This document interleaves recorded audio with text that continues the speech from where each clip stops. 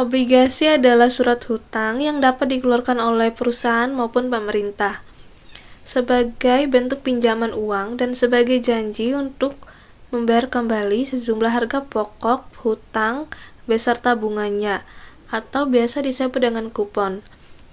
Dan di samping ini adalah gambar surat obligasi dari negara Indonesia dan di luar negeri.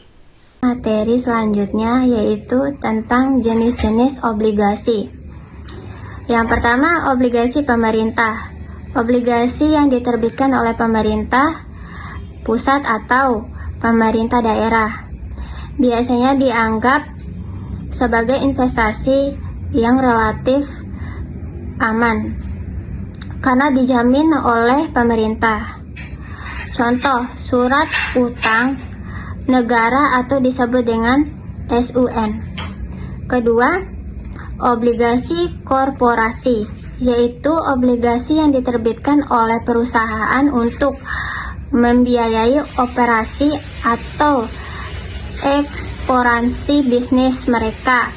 Obligasi korporasi cenderung bunga yang lebih tinggi dibandingkan obligasi pemerintah.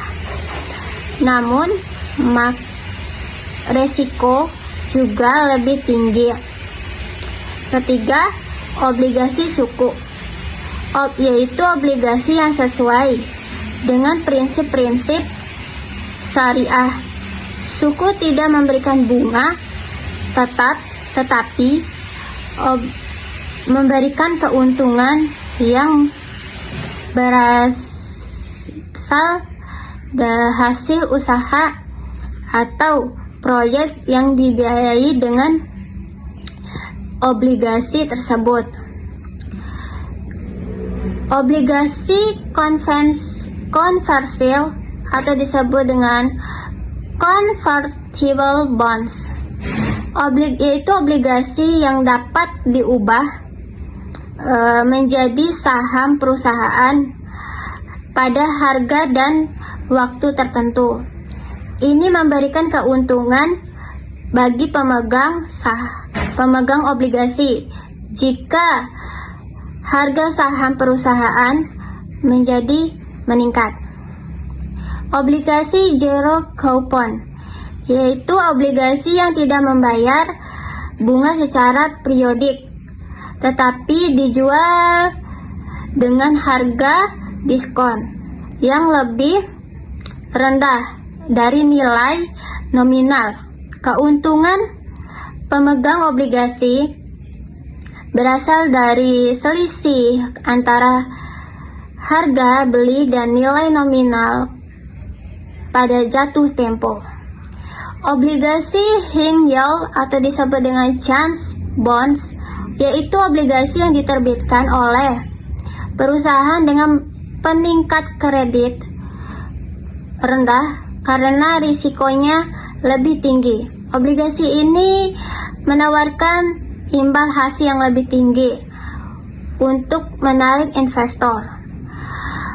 Obligasi beranggun aset atau disebut dengan aset backed atau securities ABS, yaitu obligasi yang dijamin oleh aset tertentu seperti pinjaman hipotek atau pinjaman piutang. Jika penerbit obligasi gagal membayar, pemegang obligasi dapat mengklaim aset yang dijadikan jaminan. Yang terakhir, obligasi indeksasi. Obligasi pembayaran terkait dengan indeks tertentu seperti indeks inflasi. Jenis obligasi ini dirancang untuk memberikan perlindungan terhadap inflasi. Tingkat kupon dan harga obligasi. Perubahan harga obligasi karena adanya perubahan tingkat bunga juga tergantung pada tingkat kupon yang diberikan oleh obligasi tersebut. Bila terjadi perubahan tingkat bunga, maka harga obligasi yang mempunyai tingkat kupon yang lebih rendah akan relatif lebih berfluktuasi dibandingkan dengan harga obligasi yang ditingkatkan kuponnya lebih tinggi. Perubahan harga obligasi dan tingkat bunga pasar pada obligasi maturitas 10 tahun pada berbagai tingkat kupon obligasi. Dan ini adalah contoh dari penilaian obligasi. Ada obligasi dengan nama XYZ yang akan jatuh tempo pada 20 tahun mendatang, dan obligasi tersebut mempunyai nilai par sebesar Rp1.000 dan memberikan kuponnya sebesar 16% per tahun. Pembayaran ini dilakukan 2 kali dalam setahun. Jika diasumsikan bahwa tingkat bunga sebesar 16%, maka harga obligasinya adalah. Adapun rumus untuk menghitung penilaian obligasi ini yaitu P sama dengan 2N, sigma T sama dengan 1, CI per dibagi 2, 1 tambah R bagi 2, ditambah P kecil, 1 ditambah R dibagi 2, pangkat 2N, yang dimana CI itu adalah pembayaran kupon untuk obligasi setiap tahunnya, R yaitu tingkat diskon yang tepat, P kecil yaitu nilai par dari obligasi, 2N yaitu jumlah tahun sampai dengan jatuh tempo obligasi. Oke, yang dimana P sama dengan 40 sigma T sama dengan 1, 160 dibagi 2 per 1 tambah 0,16 dibagi 2 pangkat T ditambah 1000 per 1 tambah 0,16 dibagi 2 pangkat 40, yang dimana 160 itu didapatkan dari nilai par sebesar Rp1.000 dikali dengan kupon sebesar 16%, dan 40 itu didapatkan 2N yaitu 2 dikali 20 berarti 40. 0,16 itu yaitu tingkat bunga sebesar 16% berarti 0,16, dimana P sama dengan 80 dikali 11,925.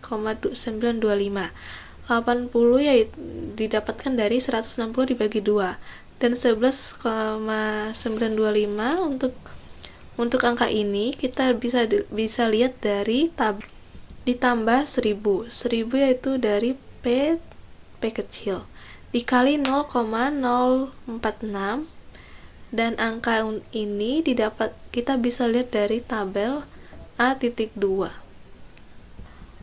80 dikali 11,925 yaitu 954, dan 1000 dikali 0,046 yaitu 46, berarti 9546 yaitu 1000.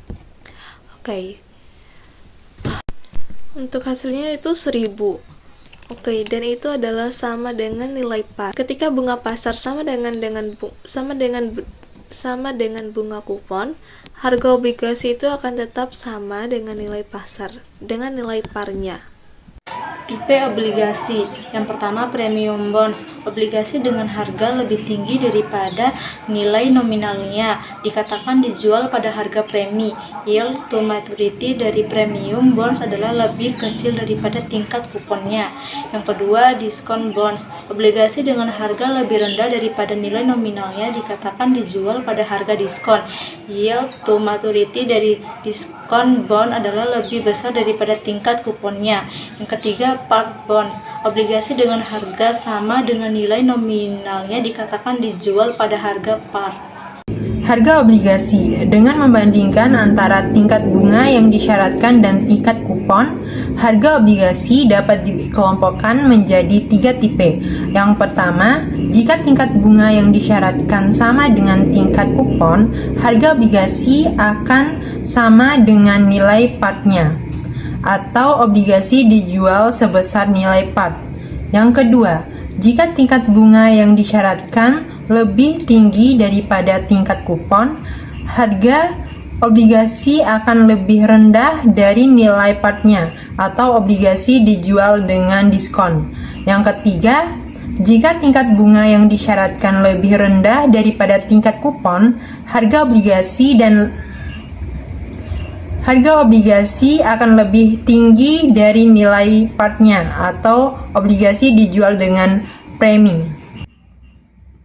Adapun harga obligasi sepanjang waktu, pada saat jatuh tempo, nilai obligasi seharusnya sama dengan nilai partnya. Jika R dijaga konstan, nilai dari suatu premium bond akan menunjukkan sepanjang waktu hingga nilainya mencapai nilai part, misalnya Rp1.000. Nilai dari suatu diskon bond akan meningkat sepanjang waktu hingga nilainya mencapai nilai part. Nilai dari suatu part bond akan bertahan sebesar nilai part. Yang kelima, tingkat bunga dan harga obligasi, yang dimana harga obligasi sangat terkait dengan besarnya nilai R, yaitu tingkat keuntungan yang disyaratkan atau yield obligasi. Nah, berikut adalah contoh hubungan antara harga obligasi dan yield untuk obligasi dengan umur 20 tahun dan kupon sebesar 16%. Nah, teman-teman bisa langsung lihat pada tabelnya. Nah, selain itu, menunjukkan adanya hubungan yang terbalik antara yield dengan harga obligasi. Gambar di atas juga mencerminkan adanya hal penting, terdiri dari 4, yaitu yang pertama, jika yield di bawah tingkat kupon, harga jual obligasi akan lebih tinggi dibandingkan nilai parnya atau harga prime. Yang kedua, jika yield di atas tingkat kupon, maka harga obligasi akan lebih rendah dari nilai par atau harga diskon. Yang ketiga, jika yield sama dengan tingkat kupon yang diberikan, maka harga obligasi tersebut akan sama dengan nilai parnya. Yang keempat atau yang terakhir, yaitu hubungan antara harga yield tidak berbentuk garis lurus tetapi membentuk sebuah kurva cekung. 6. Maturitas dan harga obligasi dibagi menjadi 3, yaitu 1. Perubahan harga obligasi akibat perubahan tingkat bunga pasar dipengaruhi oleh maturitas dan tingkat kupon dari obligasi. 2. Bila terjadi kenaikan atau penurunan tingkat bunga, maka harga obligasi yang mempunyai maturitas lebih lama akan mengalami penurunan atau kenaikan harga yang lebih besar dibandingkan dengan obligasi yang mempunyai maturitas yang lebih pendek, ceteris dan paribus. Yang terakhir yaitu perubahan harga obligasi pada berbagai tingkat bunga pasar, pada berbagai maturitas dan pada kupon 16%. Tingkat kupon dan harga obligasi. Perubahan harga obligasi karena adanya perubahan tingkat bunga juga tergantung pada tingkat kupon yang diberikan oleh obligasi tersebut. Bila terjadi perubahan tingkat bunga, maka harga obligasi yang mempunyai tingkat kupon yang lebih rendah akan relatif lebih berfluktuasi dibandingkan dengan harga obligasi yang ditingkatkan kuponnya lebih tinggi. Perubahan harga obligasi dan tingkat bunga pasar pada obligasi maturitas 10 tahun pada berbagai tingkat kupon obligasi. 8. Durasi. Obligasi yang mempunyai umur maturitas sama tetapi memberikan kupon yang berbeda ternyata tidak bisa dianggap sama umur maturitasnya. Misalnya, obligasi B yang memberikan kupon dengan 18% akan lebih cepat menutupi harga beli obligasi dibandingkan dengan obligasi A yang kuponnya hanya memberikan 16% meskipun umurnya sama 10 tahun. Durasi merupakan tahun yang diperlukan untuk bisa mengembalikan harga pembelian obligasi tersebut. Durasi diukur dengan menghitung rata-rata tertimbang maturitas aliran kas obligasi berdasarkan konsep nilai sekarang atau present value. Selanjutnya yaitu faktor penentu durasi. Lama durasi suatu obligasi akan ditentukan oleh 3 faktor, yaitu 1. Maturitas obligasi, yang kedua pendapatan kupon, yang ketiga yield to maturity. Dari ketiga faktor tersebut, hanya faktor maturitas saja yang mempunyai hubungan searah dengan durasi. Kemudian, arti penting dari konsep durasi. Yang pertama, konsep durasi tersebut bisa menjelaskan kepada kita mengenai perbedaan antara umur efektif berbagai alternatif pilihan obligasi. Yang kedua, konsep durasi dapat digunakan sebagai salah satu strategi pengelolaan investasi, terutama strategi imunisasi. Akan dijelaskan lebih lanjut. Yang ketiga, durasi dapat digunakan sebagai ukuran yang lebih akurat untuk mengukur sensitivitas harga obligasi terhadap pergerakan tingkat bunga, karena durasi sudah mengkombinasikan kupon dan maturitas obligasi.